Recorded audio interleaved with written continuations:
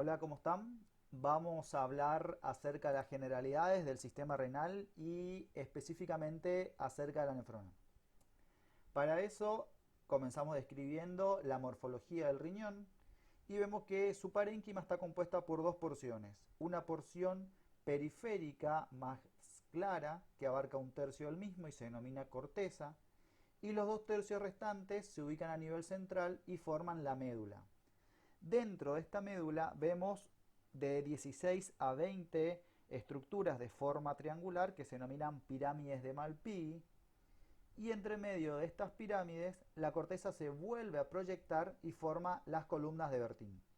Nos interesa detallar la pirámide de Malpighi porque va a contener a la nefrona, que va a filtrar el plasma, y a los túbulos colectores que van a ser los encargados de recoger ese plasma filtrado y transportarlo. ¿Dónde van a drenar? El túbulo colector termina drenando al vértice de la pirámide. En la estructura se denomina papila. Esta papila se continúa como cálices menores.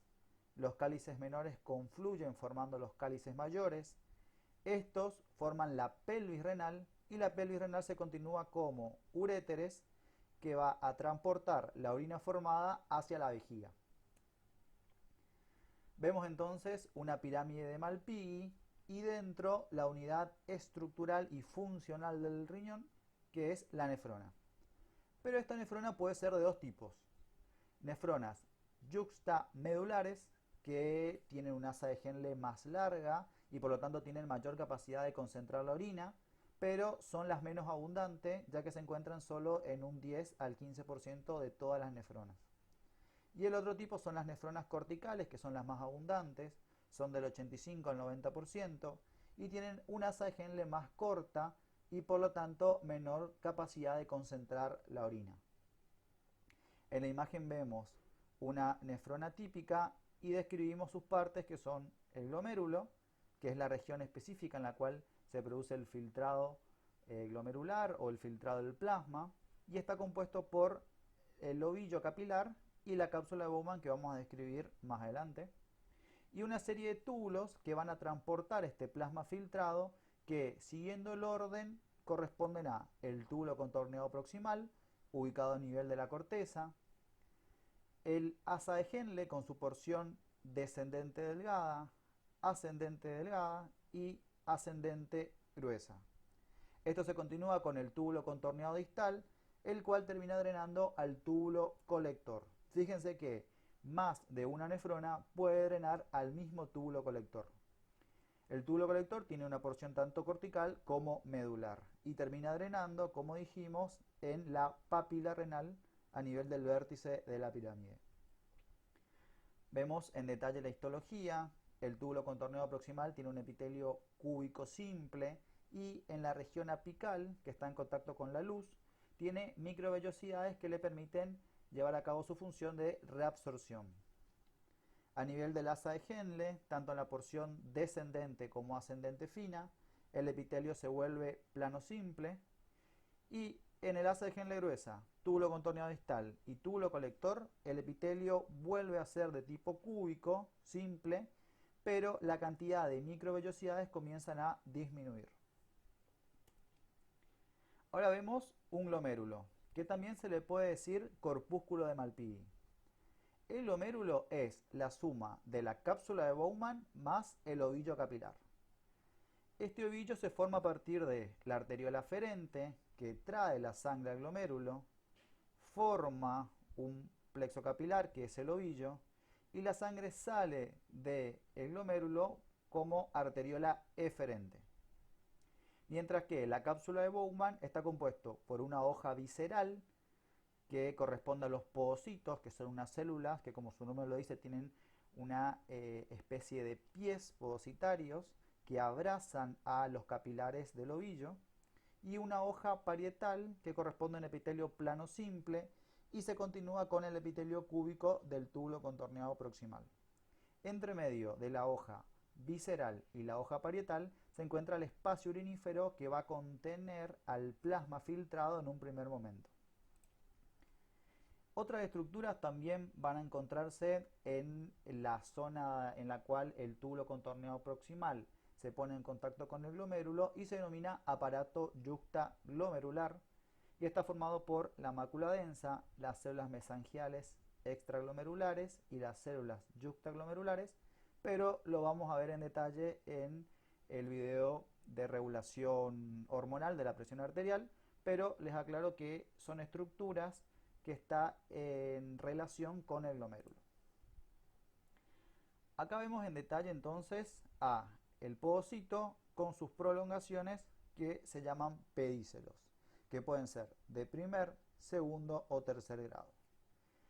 Estos pedícelos van a conformar las ranuras de filtración por donde el plasma va a pasar desde el vaso sanguíneo hacia el espacio urinífero, y este endotelio del capilar corresponde a un endotelio fenestrado.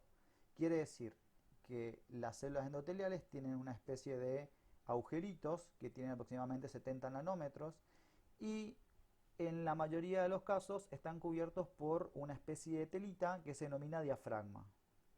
Y entre medio del endotelio y el podocito se encuentra la membrana basal, que es la sumatoria de la membrana basal del podocito y la membrana basal del endotelio. Estas tres estructuras, podocito, membrana basal y endotelio, constituyen la barrera de filtrado glomerular.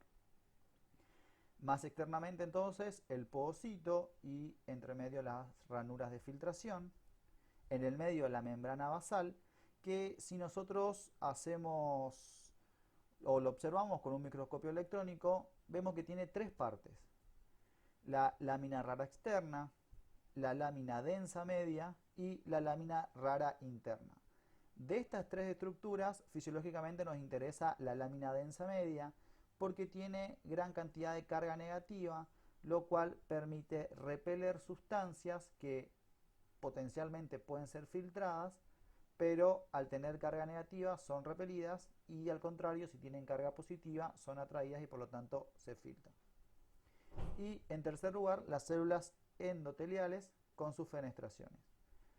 Entonces, para que una sustancia pueda atravesar la barrera de filtrado, tiene que tener dos características. La primera es tener un tamaño menor a 3,6 nanómetros. Y la segunda es tener carga positiva, ya que partículas con carga negativa son repelidas por la lámina densa media. ¿Por qué se aclara esto? Porque algunas proteínas, como la albúmina, tienen el tamaño necesario para atravesar la barrera y ser filtrada, pero gracias a su carga negativa no sucede. Con respecto al sistema vascular, vemos que la arteria renal va a dar lugar a arterias segmentarias, las cuales generan las arterias interlobares, estas las arterias arcuatas, que también se llaman arciformes. Estas van a dar lugar a las arterias interlobulillares, y las arterias interlobulillares generan rama que constituyen o entran en contacto con la nefrona. Para verlo en detalle, genera la arteriola aferente, la cual, como vimos, forma el ovillo. La sangre sale como arteriola eferente, y de la arteriola eferente se originan los capilares peritubulares, que son una red de un plexo capilar que está en íntimo contacto con los túbulos de la nefrona. La sangre termina drenando a las vénulas. Ya salimos de la nefrona, las vénulas forman las venas interlobulillares, estas las arcuatas, se forman las venas interlobares y finalmente se termina drenando a la vena renal, ¿sí? Entonces, acá tenemos las estructuras que forman parte de la nefrona propiamente dicha. Algo que hay que destacar es que existen una serie de vasos que se van a encargar de irrigar la médula renal, ¿sí? Son vasos especiales porque la médula renal, como vamos a ver más adelante, tiene mucha hiperosmolaridad, ¿sí? Tiene una osmolaridad muy alta, entonces hay que evitar que se lave. Y estos vasos se denominan vasos rectos, los cuales pueden ser vasos rectos falsos, que son el 90%, los cuales se originan de los capilares peritubulares y luego terminan drenando las vénulas, o vasos rectos verdaderos, que corresponden al 10%, que se van a originar de las arterias arqueadas o arciformes o arcuatas y van a terminar drenando a las venas interlobulillares. ¿Por qué importa esto? Porque el 10% de los vasos rectos que irrigan la médula renal no pasan por la nefrona y por lo tanto esta sangre nunca se filtra.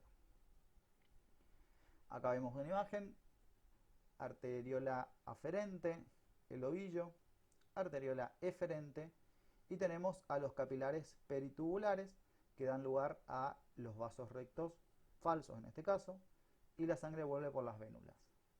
¿Qué podemos rescatar de la imagen? Que se forma un sistema porta, pero un sistema porta más especial porque no es venoso sino que es arterial. Recordamos, un sistema porta está formado por dos plexos capilares unidos por un vaso. En este caso, el primer plexo capilar corresponde al ovillo. El vaso que comunica es la arteriola eferente y el segundo plexo capilar corresponde a los capilares peritubulares. Eso es todo. Muchas gracias.